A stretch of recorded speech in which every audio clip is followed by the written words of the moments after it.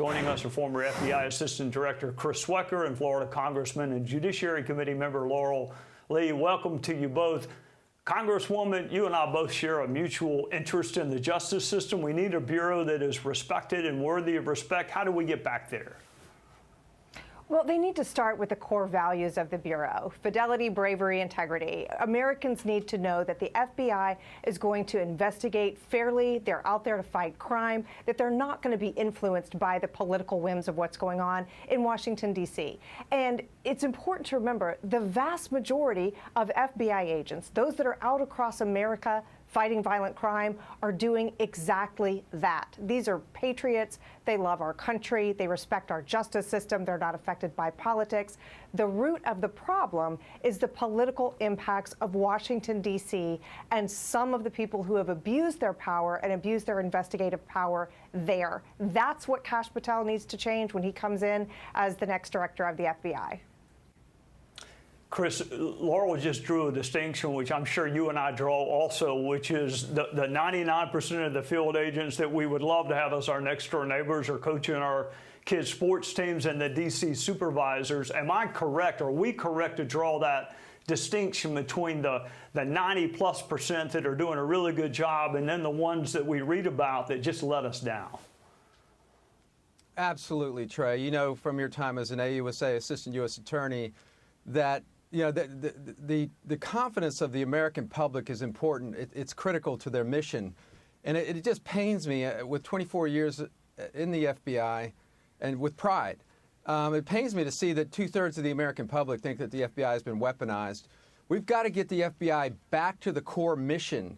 You mentioned the headlines. The headlines ought to be dismantling gangs, dismantling cartels, going after these Chinese intelligence agents that may have infiltrated into this country with those open borders, going after terror cells and preventing the next terror attack, not investigating the political cases, abusing FISA, and going after trespassers on the Capitol grounds on January 6th, even though they had 26 informants on the ground that should have given them enough predictability to prevent that from actually happening. So we got to restore their trust. We got to get rid of DEI and go back to merit promotions. We got to get rid of the partisans and the ideologues. And again, get back to that core mission that the FBI is known so well for. Laurel, we were reminded once again this week of the power of a bad prosecutor. The Duke false rape allegation case was back in the news again. Good prosecutors actually clear innocent people. Voters don't need progressive prosecutors. I mean, they need good, honest ones, right? That's exactly right. And the role of the prosecutor, as you well know, Trey, is to seek justice. And that begins well before a charge is brought against an individual. And what we saw in that Duke case is just terrible. It was prosecution not because of the evidence, but in spite of it. And it's just such a terrible example of what can go wrong when prosecutors don't use that extraordinary power that they have to investigate fairly and to let the evidence dictate when criminal charges arise. And that goes back to the heart of everything that we're seeing now, the loss of confidence in the Department of Justice, the loss of confidence in the FBI. That's what we need: transparency and the ability to rely on the fact that our prosecutors, our justice system overall, is going to be fair to all Americans and not be impacted by the political views of the day or somebody's interest in getting themselves reelected, which is what it looks like happened with respect to the Duke case, and also clearly what's going on with people like Alvin Bragg. All right, Chris, I've heard of spending sprees, and unfortunately, we've all heard of killing sprees, but Biden is on a pardoning spree. Is there any rationale as to who he's letting out of prison? Because some of them are just mind-numbing who he's letting out.